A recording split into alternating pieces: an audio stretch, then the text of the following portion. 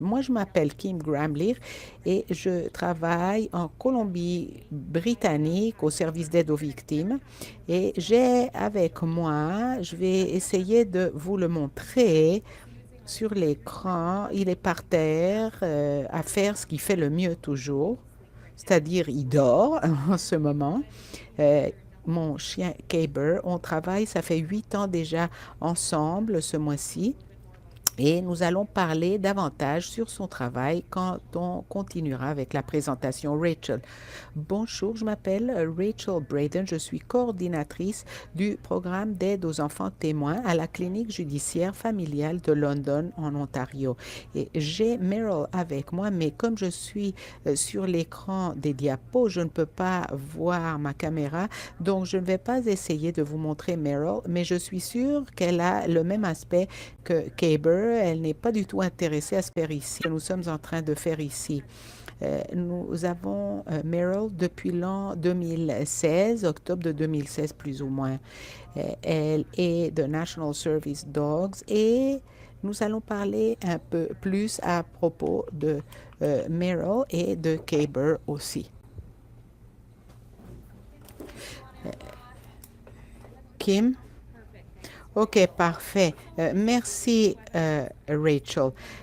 Il est important qu'on vous donne un peu d'historique par rapport au type d'initiatives et où elles ont commencé, non seulement au Canada, mais dans d'autres pays au monde. Je vais vous donner un peu d'historique. Pour commencer rapidement, il y a un organisme qui s'appelle dans les États-Unis. Vous ne le connaissez pas, cet organisme.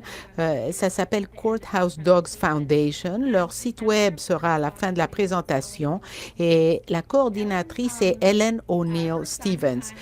Hélène, son fils a des incapacités et elle est procureure.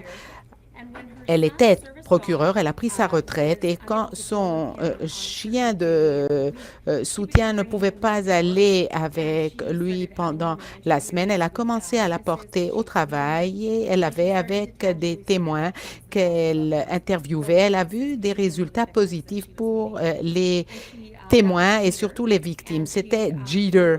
Et elle a reconnu que peut-être il y avait quelque chose là-dedans, que les chiens pouvaient peut-être intervenir et fournir du soutien, surtout pour des gens qui avaient subi des traumatismes. Si on passe au 2004, dans le même tribunal, on a obtenu le premier chien de tribunal. C'est ce qu'on appelle ces chiens aux États-Unis. Ils sont tous des chiens de soutien, mais quand ils travaillent dans les États-Unis, seulement dans les tribunaux, on les appelle chiens de soutien des tribunaux.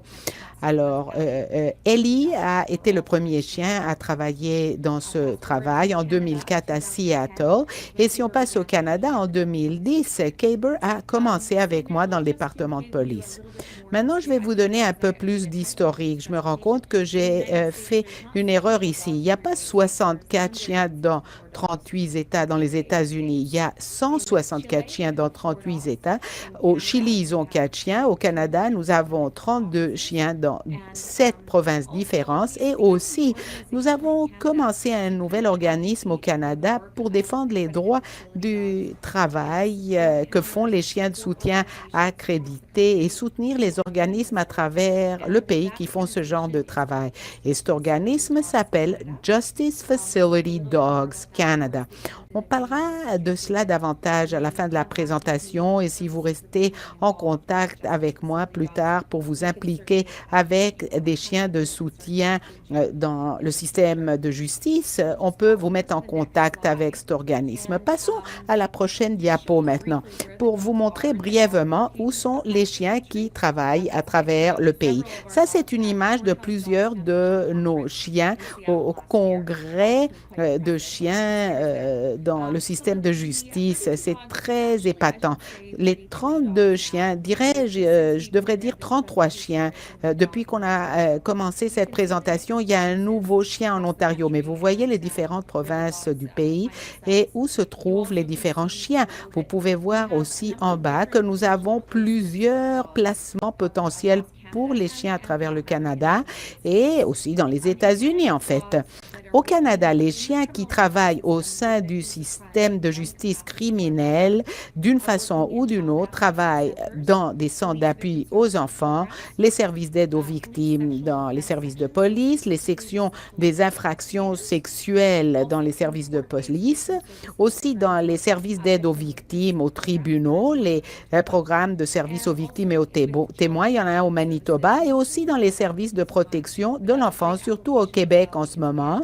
Et c'est très bon comme utilisation parce que, bien évidemment, on est en train de travailler avec des familles qui ont des besoins et ont subi de la violence. C'est très bon comme utilisation de ces chiens. Passons à la prochaine diapo, Rachel. Je veux partager aussi avec vous, ceux d'entre vous qui sont intéressés maintenant ou peut-être dans l'avenir à obtenir un chien. Nous avons pensé que c'est important que vous sachiez quelles sont les écoles qui fournissent ces chiens à travers le pays. Les écoles qui figurent sur la liste sont des écoles qui sont agréées toutes par Assistance Dogs International, ce qui est très important comme agrément dans notre situation.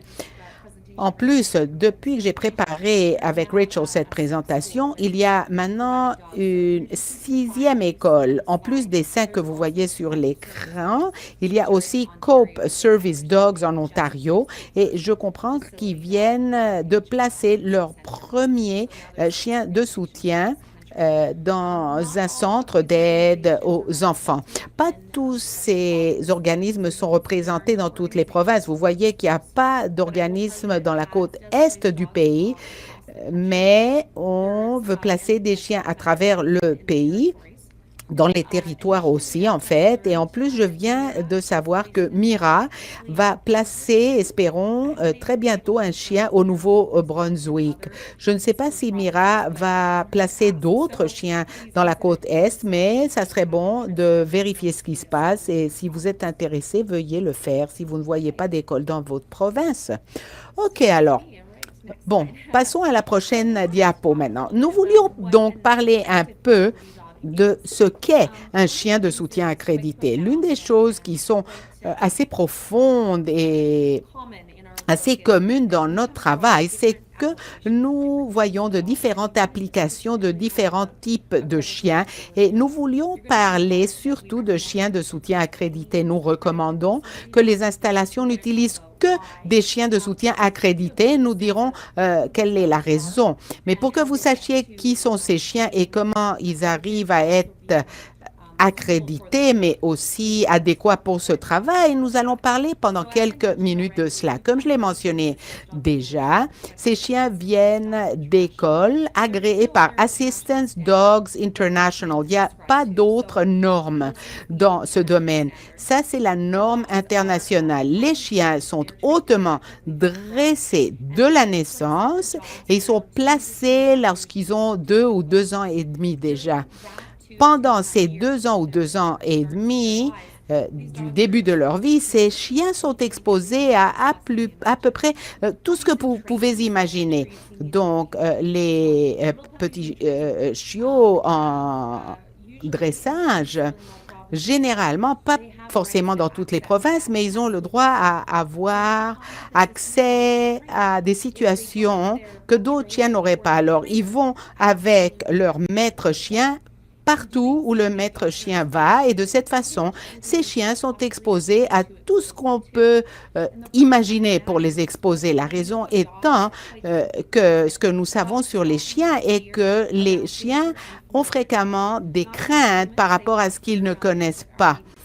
Les êtres humains ont peur de choses qui sont effrayantes ou ne sont pas connues. Donc, pendant les premières années de la vie de ces chiens, ce que nous faisons, c'est de les exposer à absolument tout ce que nous pouvons. Donc, on les met dans le transport en commun, on les emmène à des endroits qui sont pleins de gens, on les expose au niveau environnemental, on les socialise avec l'objectif de les voir dans ces situations et de voir si le chien peut gérer cette situation. Et s'il trouve ce chien que c'est trop stressant du côté déontologique, on ne peut pas mettre un chien dans une situation qui est trop stressante pour lui. Alors, on ne va pas trouver dans le système de justice criminelle, on ne trouvera pas de chiens qui n'ont pas le bon tempérament.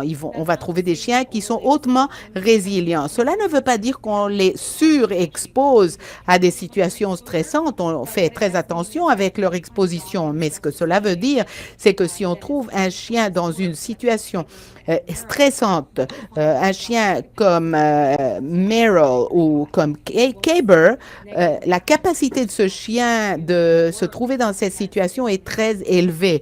Ils ont un niveau assez élevé de résilience. Nos chiens, quand on les place aussi, quand ils obtiennent leur emploi, ils doivent passer par un test d'admissibilité avec leur maître chien et compléter des tests d'accès aux lieux publics. Ceci est fait par Assistance Dogs International. C'est les mêmes tests que les gens avec incapacité ont avec les chiens de service. Et quoique nos chiens ne sont pas des chiens de service, la raison pour laquelle on fait ce test, c'est parce qu'on veut avoir une norme très élevée dans cette situation. Nous voulons que nos chiens aient le même comportement public que les chiens de service. Nous devons maintenir les normes élevées pour nos chiens aussi. Quand on place ces chiens dans des écoles à travers l'Amérique du Nord et peut-être dans le monde entier, si on trouve que pour ce travail, pour le travail du système de justice criminelle, les victimes, les témoins, les personnes avec incapacité, des personnes qui ont subi des traumatismes, nous voulons des chiens qui ont très peu d'énergie, ils sont très stables, très calmes et qui sont très confortables avec des personnes qui ont subi un traumatisme. Nous voulons que nos chiens n'augmentent pas de façon négative les mauvaises expériences des gens et dues à leur nature calme et leur tempérament calme. On veut qu'ils réduisent l'impact du traumatisme chez ces personnes-là. On parlera davantage de cela et on veut qu'ils soient très obéissants, qu'ils aient une docilité exceptionnelle. Leurs comportements doivent leur permettre d'être dans des entrevues judiciaires, dans la salle de tribunal, ce qui est très important, que le comportement donc soit exceptionnel. On ne peut pas avoir un chien qui demande de l'attention ou qui pleure. Non, on a besoin que le chien reste très calme, qu'il puisse être assis pendant ces temps très importants de leur travail. OK, alors. Bon, maintenant, nous passons à la prochaine diapo, Rachel. Et je pense, là, c'est vraiment la dernière diapo de laquelle je vais parler. Après cela, Rachel va en parler. Donc, j'ai parlé des pratiques exemplaires internationales et du fait que nous recommandons que les gens n'utilisent pas n'importe quel chien dans ce travail. J'ai commencé à vous expliquer les raisons et pendant la présentation, vous comprendrez pourquoi nous avons des normes très élevées et pourquoi nous croyons que ces normes doivent être maintenues dans notre industrie.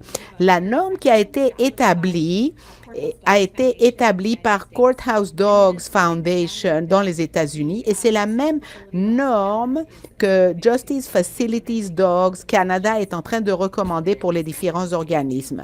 La norme est double, disons. Tout d'abord, comme vous l'avez déjà entendu, le chien de soutien doit avoir suivi avec succès le programme de dressage d'un des organismes de chiens d'assistance membres d'Assistance Dogs International. Et donc, ils ont passé par cette entité d'agrément, ce qui est très important parce que cela veut dire non seulement qu'ils répondent aux normes, mais que l'organisme a plusieurs normes du point de vue de comment il traite les animaux, ce qui est très important aussi. Ça, c'est une norme très, très importante pour nous. Donc, les normes s'appliquent aussi à l'acquisition, le dressage des chiens et des maîtres chiens, comment se passe le placement aussi. Et donc, la deuxième composante de notre pratique exemplaire internationale que vous voyez sur l'écran est que le maître chien est un professionnel qui, comme vous et moi et Rachel, ont de la formation et de l'expérience de travail dans le système judiciaire comme défenseur des droits des victimes d'actes criminels, comme enquêteur ou chargé d'entrevues judiciaires. Et nous voulons que les maîtres chiens aient de l'expérience en matière de services sensibles au traumatisme. Ce qui veut dire que quand nous avons des personnes qui ont des chiens de thérapie, où on apporte des chiens au travail avec des gens qui ont subi des traumatismes, nos inquiétudes sont doubles. Tout d'abord, les chiens nous inquiètent, leur comportement nous inquiète, le stress de la situation sur le chien nous inquiète et qu'on n'ait peut-être pas testé son tempérament à partir de sa naissance. Et ce qui nous inquiète aussi, c'est d'avoir des maîtres chiens sans formation. Et je suis sûre que vous pensez de même, mais pour ceux d'entre vous qui nous écoutent à travers le pays, nous apprécions tous beaucoup que les gens qui ont subi un traumatisme ont une expérience unique et ceux d'entre nous qui réagissons à ces besoins avons une responsabilité d'avoir des gens qui sont sensibles au traumatisme et réagissons à cette situation au lieu d'augmenter les effets du traumatisme. Donc voilà la pratique exemplaire internationale dont nous faisons la promotion. Maintenant, je vais passer le micro à Rachel qui va parler des prochaines diapos et je vais silencier mon micro, Rachel. Super, Kim. Merci.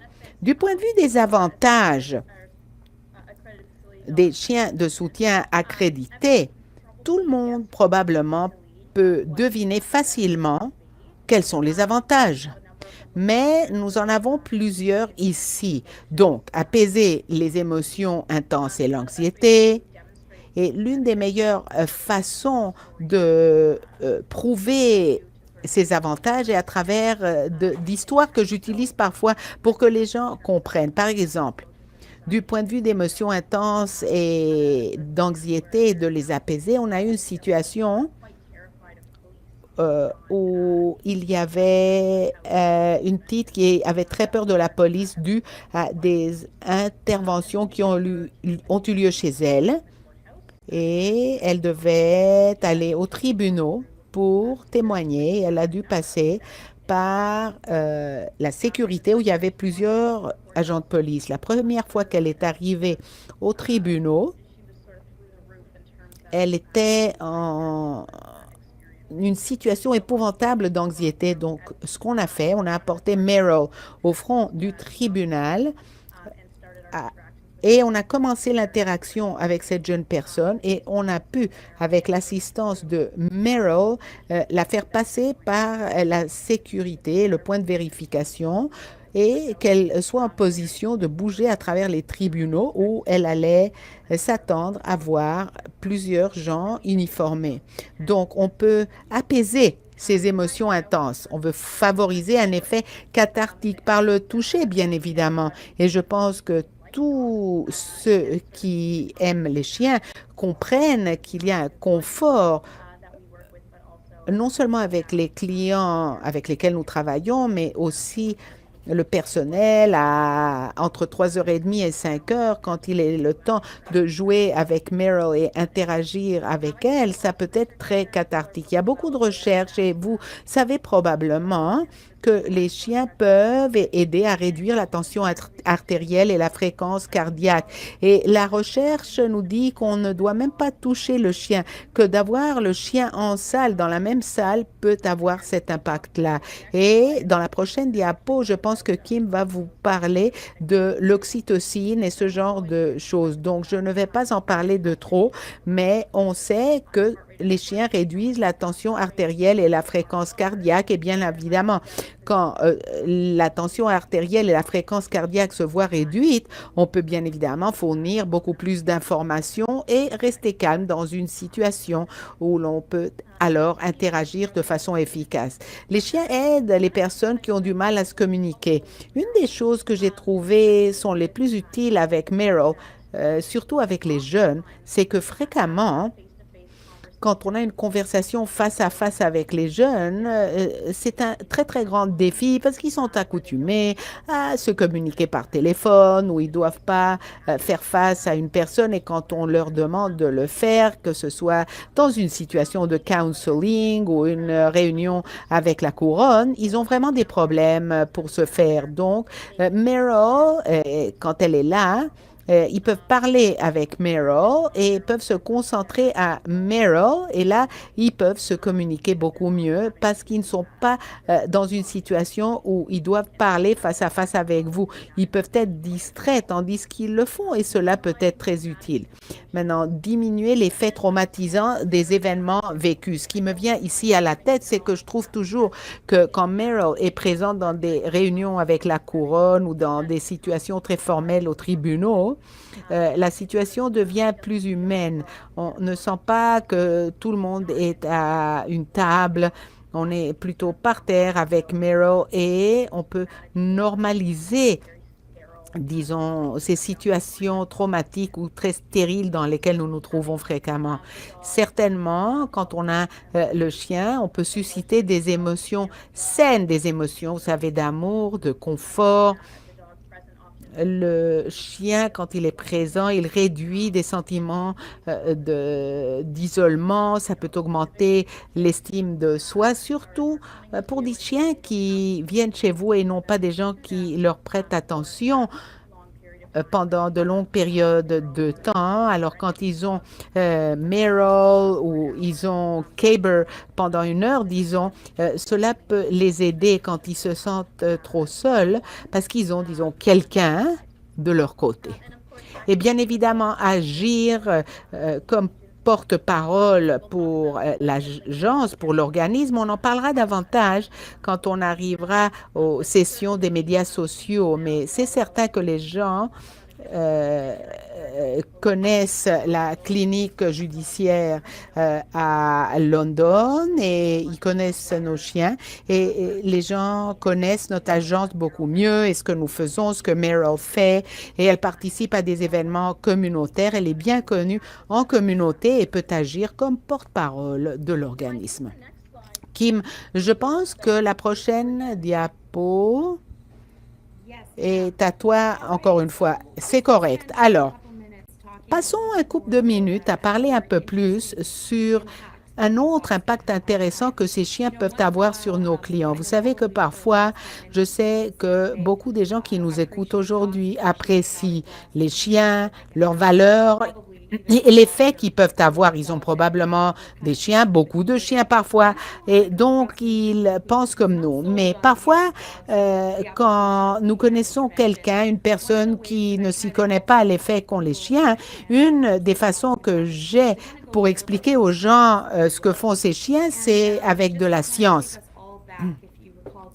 Si vous vous rappelez de l'introduction au sujet de biologie, vous pouvez vous rappeler des différents systèmes nerveux dans notre corps. Et peut-être vous vous rappelez que quand nous subissons un traumatisme et quand une menace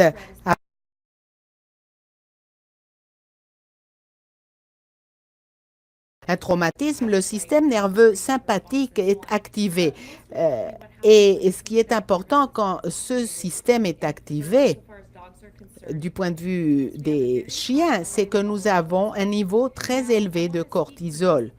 Et je voudrais parler pendant un instant du fait que cela ne se passe pas seulement quand les gens subissent le traumatisme au début, mais aussi quand les gens resubissent le traumatisme. Et une partie de notre travail et des enquêteurs et des procureurs, c'est que nous demandons constamment aux gens de resubir un traumatisme quand ils passent par une entrevue, par un examen, par une entrevue avec la couronne, etc.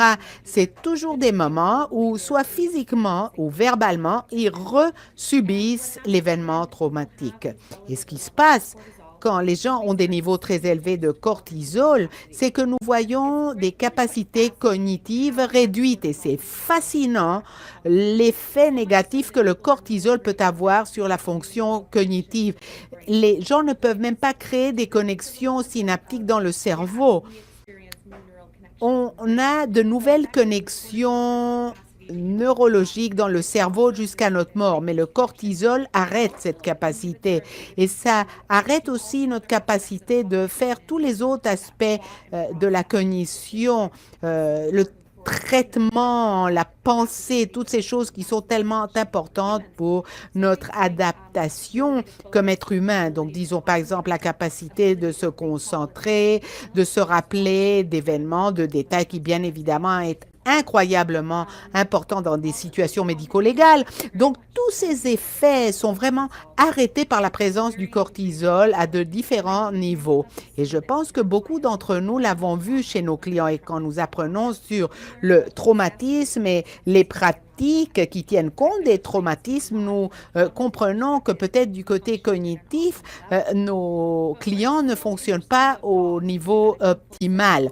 Mais ce qui se passe, ce qui est intéressant avec les chiens, et si nous faisons tout le cercle dans cette conversation, c'est que quand les chiens interviennent avec des gens, et je parle de gens qui se sentent confortables avec les chiens, non pas des gens qui ont peur des chiens, mais quand on utilise des chiens avec des personnes, ou comme Rachel a dit, quand quelqu'un regarde un chien ou même passe du temps avec le chien physiquement, le niveau d'oxytocine est plus élevé. Et si vous ne savez pas ce qu'est l'oxytocine, c'est l'hormone de l'amour. C'est l'hormone que nous sentons quand nous nous sentons branchés à d'autres personnes, quand on sent de l'attention, de l'amour, du confort. C'est le moment où, disons, quand votre mère ou quelqu'un avec qui vous vous sentez très confortable vous embrasse. C'est cette hormone qui vous fait bien vous sentir. Et cela, on peut le répéter avec les chiens. Et je reviens aux commentaires de Rachel d'auparavant concernant le toucher cathartique. Nous n'utilisons pas beaucoup de toucher dans notre travail avec nos clients pour des raisons évidentes, mais nous savons que le toucher peut guérir quand c'est utile et quand c'est accepté de façon adéquate par la personne qui se sent confortable avec. Donc, nous pouvons atteindre ces objectifs avec des chiens à travers le toucher cathartique ou même quand on ne fait que regarder le chien. Donc, pour terminer avec le cercle, l'oxytocine est l'opposé du point de vue de son effet que le cortisol. Et ça nous aide à réduire en fait le cortisol, ça nous aide à augmenter notre capacité cognitive, tandis que le cortisol l'a réduit. Donc, comme conclusion, ces chiens, du point de vue biochimique, ont un impact sur les situations où on a eu un traumatisme qui a apporté des effets négatifs et peut faire l'inverse. Nous passons à la prochaine diapo où Rachel, en fait, va vous parler dans quelques moments des différentes applications pour les chiens de soutien accrédités. Dépendant d'où vous travaillez, peut-être vous utiliserez ces applications ou pas, mais il y a un continuum de services, nous avons compris, dépendant de votre travail, d'où vous travaillez, et vous pourriez peut-être fournir ces services ou pas avec votre chien de soutien. Donc, on utilise beaucoup de ces services dans tous ces aspects de notre travail. L'intervention de crise, par exemple, mon programme est un programme de 24 heures sur 24. Et donc, il y a 2 semaines, par exemple, j'ai donné avis d'une mort à une famille.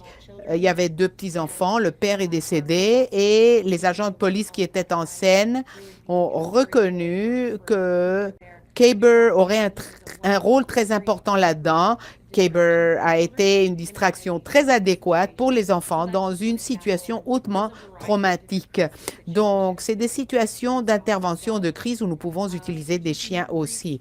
Les éléments d'accueil dans le service, des rencontres avec des clients de n'importe quel type pour remplir des formulaires, les déclarations d'impact sur les victimes.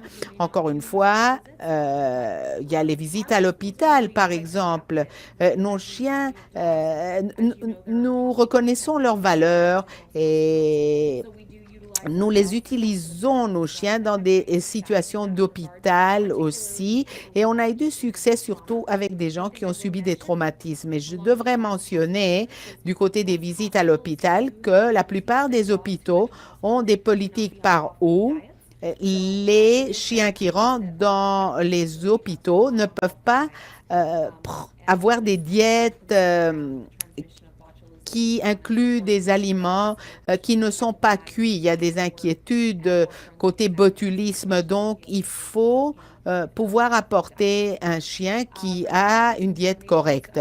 Les examens médico-légaux, Rachel va vous en parler davantage, et dans le tribunal, les services d'orientation, l'accompagnement pendant le processus judiciaire.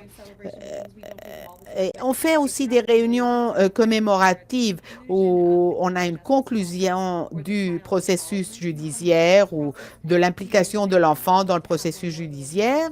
Alors, on apporte le chien, encore une fois, surtout Caper, pour qu'il ait une dernière réunion avec l'enfant, et on leur donne des certificats de courage pour avoir traversé cette expérience, et on leur laisse avoir une visite finale parce que cela peut être très difficile pour l'enfant de dire au revoir au chien aussi, donc on essaie de le faire de façon très positive. Je passe encore une fois le micro à Rachel et je silencie le mien. Super.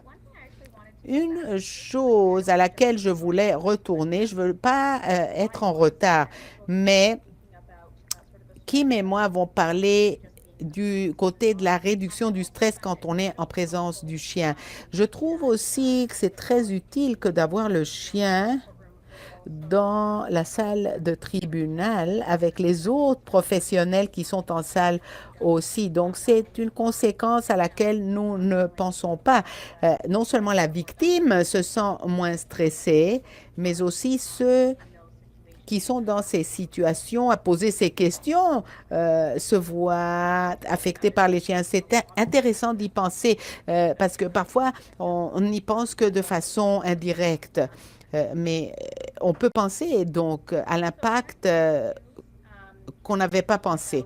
Kim vous a parlé d'avoir le chien à présence qui réduit l'anxiété. Bien évidemment, ça atténue l'impact lié au fait de parler du traumatisme. Kim vient de parler du cortisol, de l'hormone de stress qui est impliquée, aider l'enfant à dénoncer la situation.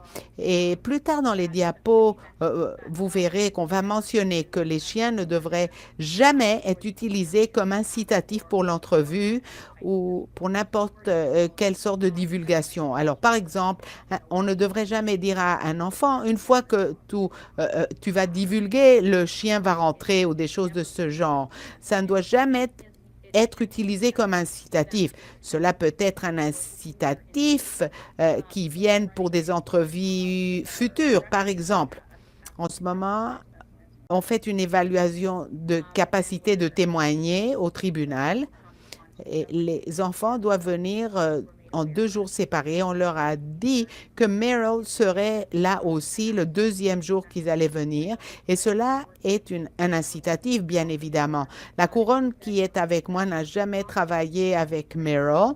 Et elle a dit, je dois toujours promettre aux enfants qu'il y aura quelque chose de très fun ou une bonne collation pour que les enfants veuille retourner. Et cette fois, elle n'a pas dû le faire. Meryl a été plus que ce qu'il voulait comme incitatif, mais certainement pas comme incitatif pour divulguer ce qui s'est passé. On a parlé de cela un peu plus tôt. Les enfants peuvent regarder le chien et se sentent plus confortables quand ils parlent de leur expérience sans maintenir le contact visuel avec l'enquêteur.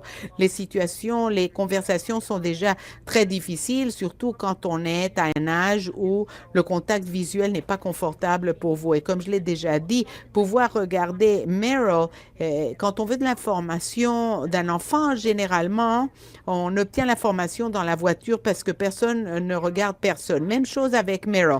Ils peuvent se concentrer à Meryl et en même temps, ils fournissent de l'information à l'enquêteur.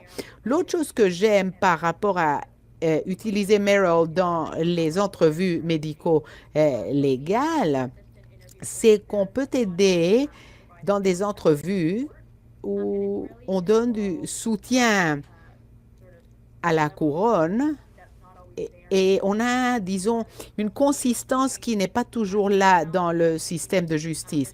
Le conseil change, la couronne change, il y a beaucoup de changements, mais ce qui est consistant, surtout dans ce cas auquel je pense, c'est que Meryl a été là pour les deux enquêtes et on a facilement fait que la jeune personne participe à la préparation et à la réunion avec la couronne parce que la personne savait que Meryl serait présente. Et Meryl continue à être à toutes les réunions et fournit de la consistance du début jusqu'à la fin. Certainement, notre organisme ne fait pas d'entrevues médicaux légales de façon continue. Il y a, si disons la police pense que Meryl peut aider, on apportera Meryl. Mais avec Caber, on a la flexibilité de participer du début jusqu'à la fin, ce qui est très utile. Alors, les examens médicaux légaux, quand on pense à des hôpitaux, on pense que tout est stérile, tout le monde sait bien laver les mains et comment est-ce qu'on va apporter un chien, c'est épouvantable, ça peut apporter une contamination. Mais, comme on l'a dit ici, l'ADN du chien et celui de l'humain sont très différents, donc il n'y a aucun risque de contamination croisée. Donc, si on trouvait l'ADN, on pourrait indiquer que ce n'est pas un ADN humain, que c'est un ADN d'un chien. Et ce genre d'argument par où ce n'est pas stérile ou ce n'est pas possible à cause de cela, en fait, n'est pas un enjeu. Et c'est en fait un incitatif pour compléter l'examen. Il y a, comme Kim l'a déjà mentionné, le toucher cathartique pendant l'examen. Imaginez-vous en quelle mesure c'est traumatique cette situation et donc que de permettre à l'enfant que le chien soit présent permet que l'enfant soit le plus calme possible et puisse tolérer la durée de l'examen au lieu de le faire pendant plusieurs jours.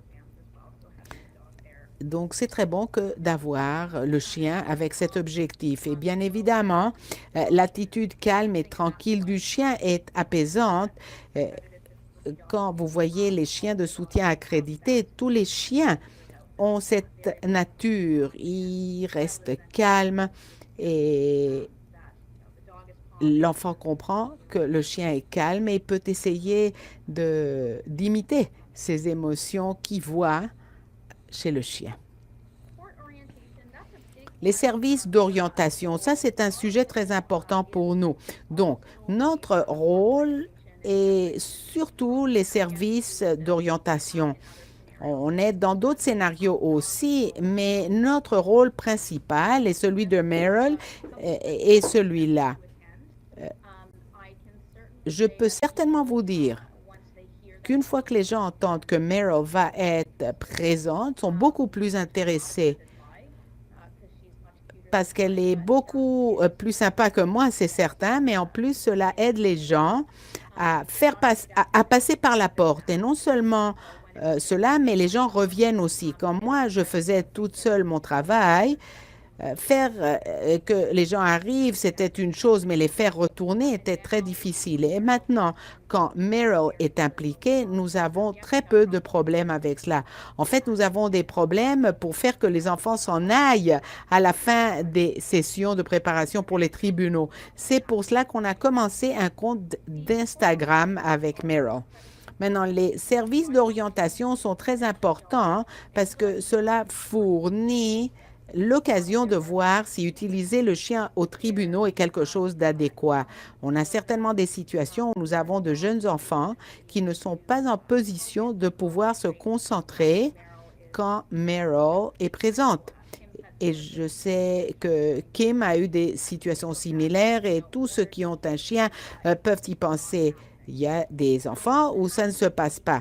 Alors que d'avoir le chien là est une occasion que nous avons aux premières étapes d'identifier que peut-être ce n'est pas adéquat que ce chien accompagne cet enfant. En même temps, tout simplement parce que l'accompagnement n'est pas possible quand on est sur le podium ne veut pas dire que le chien ne devrait pas être présent. Alors, quand l'enfant disons, a beaucoup de succès, par exemple avec le chien, à réguler ses émotions, mais ne peut pas se concentrer. On a Meryl là avant de rentrer dans la salle de témoignage, on l'a pendant la pause quand l'enfant sort et on l'a quand le témoignage est terminé. Et alors Meryl est encore impliquée et elle peut encore fournir son assistance, mais pas pendant le processus de cours en soi. Et sans l'avoir vu au préalable, on ne saurait pas comment cela fonctionnerait.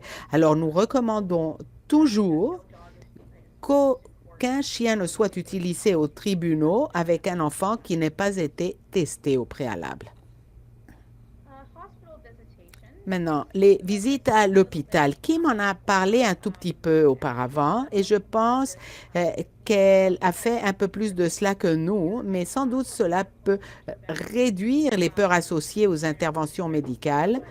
Je ne sais pas qui vous êtes, mais j'imagine que tout le monde peut comprendre qu'on peut avoir des peurs associées aux interventions médicales. Moi, j'ai très peur des dentistes et Meryl est venue avec moi chez le dentiste qui m'a beaucoup aidé. Mais offrir un réconfort physique et encore, nous apprenons que cela diminue la tension artérielle et le rythme cardiaque, c'est énorme. Dans des situations d'établissement psychiatrique, je trouve que c'est très unique que les jeunes que nous sommes allés visiter ont pu, disons, prendre Meryl et montrer à toutes les autres filles de l'unité, montrer que Meryl la faisait sentir spéciale, elle se sentait très orgueilleuse de Meryl et cela a été très cathartique. Donc, quoi qu'il n'y avait pas d'intervention médicale impliquée, elle était là avec Meryl, elle contrôlait à travers de Meryl les visites, les gens qui interagissaient avec Meryl, ce qui a été très cathartique. Donc, on peut utiliser ces chiens dans de différents établissements. L'un des rôles principaux de Meryl, c'est l'accompagnement. Et cette photo-là, en fait, c'est le premier procès juridique auquel Meryl a participé. C'est en dehors de notre juridiction, au tribunal de Stratford, à 40 minutes de London.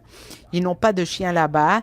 Donc, on nous a appelés urgemment. On avait besoin de Meryl là et on a pu le faire. Donc, les considérations du point de vue de l'accompagnement au tribunal, c'est qu'une des choses très importantes est d'avoir un CV pour votre chien. C'est peut-être drôle, mais croyez-moi que ça peut être très utile quand vous faites des arguments face à un juge du point de vue d'utiliser le chien. Jusqu'aujourd'hui, on n'a jamais eu quelqu'un qui dise qu'on ne peut pas utiliser Meryl. Les juges et les conseils ont accepté Meryl, mais seulement parce qu'ils l'ont accepté, nous ne voulons pas, nous voulons nous accoutumer à faire davantage de demandes et donc nous cherchons de la jurisprudence et Courthouse Dogs Foundation en parle surtout quand il y a plus de litiges aux États-Unis.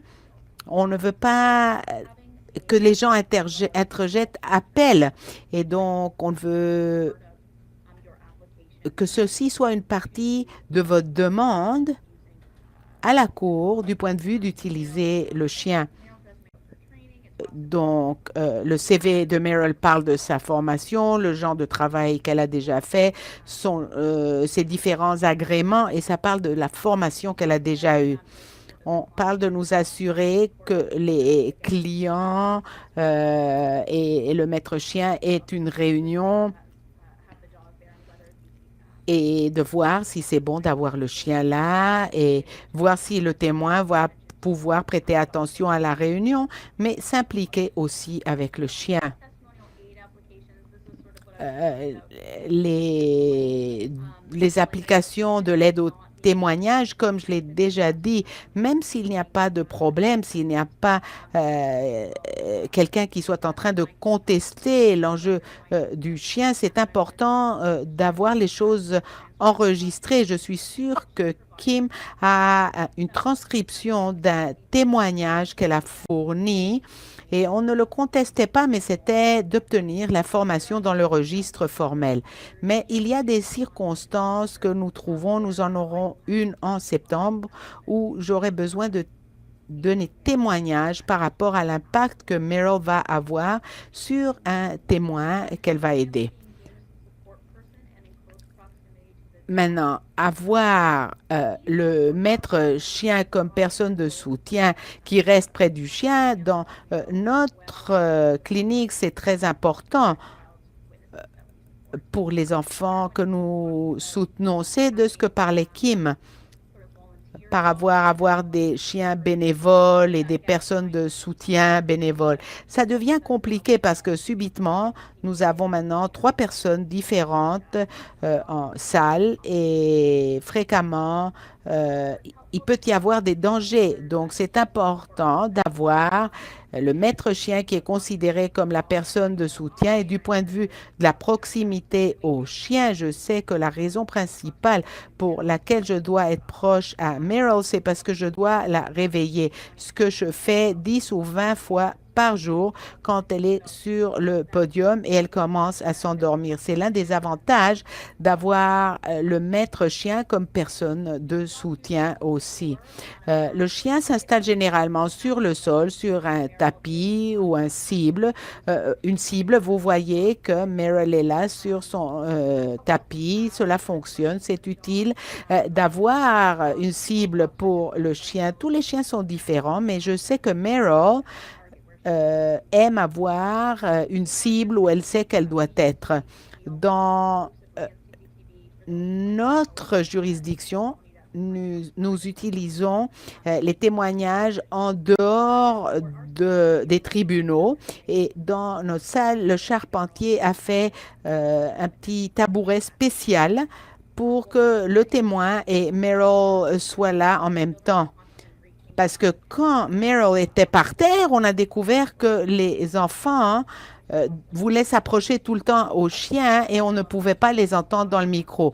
Donc, on a mis Meryl sur le petit tabouret à côté des enfants et là, les enfants ne devaient pas se pencher pour toucher le chien et s'éloigner du micro.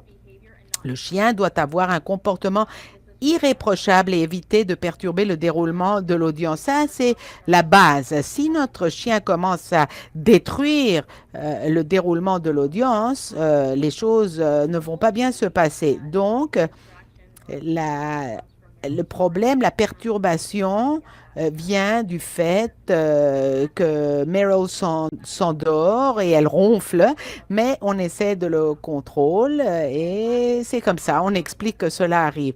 Et une recherche de commentaires sur le comportement du chien doit être effectuée. On a demandé que le juge, l'autre jour, dise et enregistre ce qui était en train de se passer avec le chien au cas où il y ait des gens qui n'étaient pas d'accord avec la présence du chien. Kim, je pense que c'est ton tour. Oui, et avant de recommencer, je veux ajouter un autre commentaire. Rachel a parlé de l'importance de faire des entrevues au préalable au tribunal et évaluer la réaction du chien, de l'enfant au chien pour ne pas avoir de problème dans les tribunaux. Même chose pour les entrevues médico-légales. C'est essentiel que l'enfant et le chien soient là parce que nous ne voulons pas que le chien constitue un problème. Et l'autre chose par rapport à laquelle je voulais faire un commentaire, c'est que l'autre avantage de faire l'entrevue ou plutôt la réunion au préalable des tribunaux, c'est que en tant que maître chien, nous observons les réactions au chien. Et si je dois témoigner comme maître chien, et la couronne doit parler toujours de l'application de l'utilisation du chien, nous pouvons dire, nous observons la chose suivante. Le juge veut savoir quelle est la réaction du témoin au chien et nous avons déjà cela préparé. Alors, rapidement, il y a d'autres applications. Il y en a qui pourraient ne pas s'appliquer à quelques-uns d'entre vous. Il y en a d'entre vous qui travaillent dans les centres d'aide, de soutien aux enfants, mais je veux partager le fait qu'il y a d'autres façons d'utiliser vos chiens si c'est adéquat.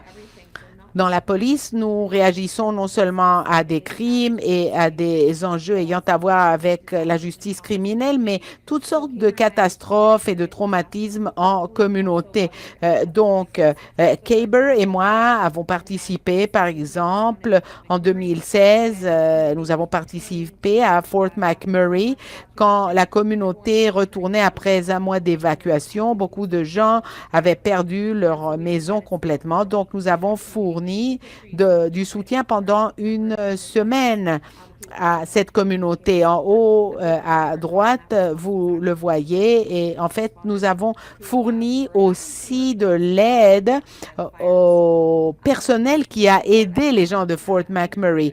Le soutien scolaire, je ne peux suffisamment souligner la valeur qu'a le soutien scolaire. Je ne sais pas ce qui se passe chez vous, mais parfois, je trouve que les adolescents sont les plus difficiles pour travailler avec, et cela peut être très défiant. Et c'est difficile de développer un rapport. Et Caber brise ces barrières sans doute.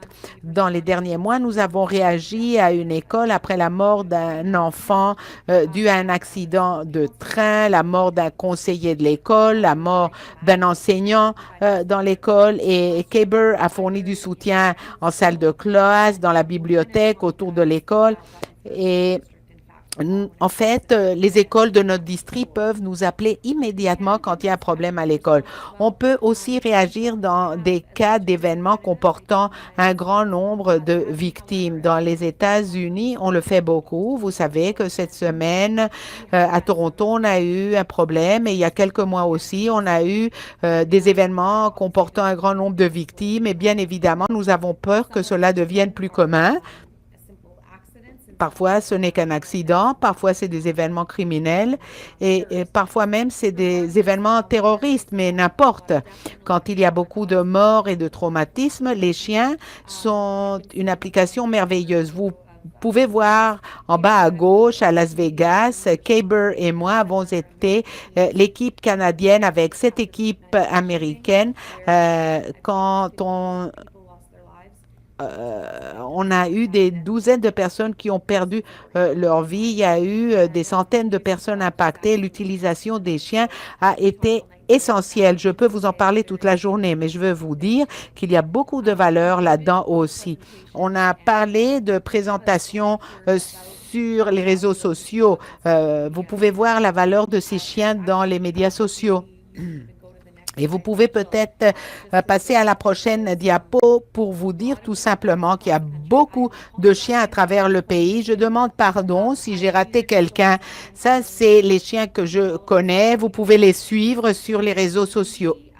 Mais je veux vous dire tout simplement que quand on utilise nos chiens dans les médias sociaux ou dans une présentation publique, je l'utilise comme une occasion non seulement pour former les gens par rapport à Caber, mais par rapport au service d'aide aux victimes aussi. On utilise l'occasion pour former les gens quand possible.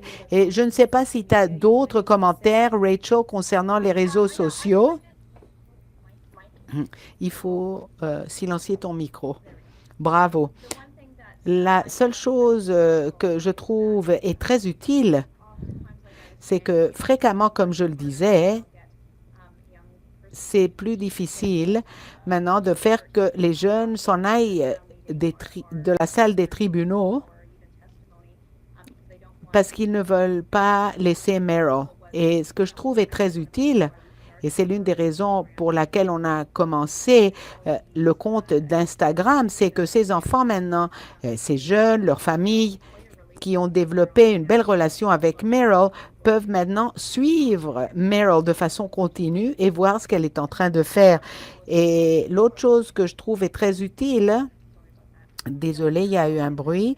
C'est que l'on est seul et à travers les médias sociaux, on peut voir que beaucoup d'enfants passent par la même chose et on peut aider tellement d'enfants qui passent par la même chose. Donc, c'est la valeur que je vois dans les réseaux sociaux.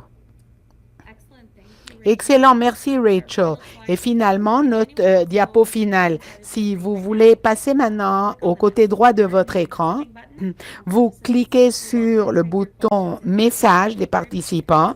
Veuillez nous poser vos questions, on fera de notre mieux pour vous répondre. Mais notre diapo finale a des coordonnées très importantes et je veux vous dire que vous avez là les coordonnées de Rachel, les miennes, celles de Courthouse Dogs Foundation et celle de Assistance Dogs International. Si vous voulez être un membre de Justice Facility Dogs Canada, veuillez me contacter. Je serai contente de vous impliquer.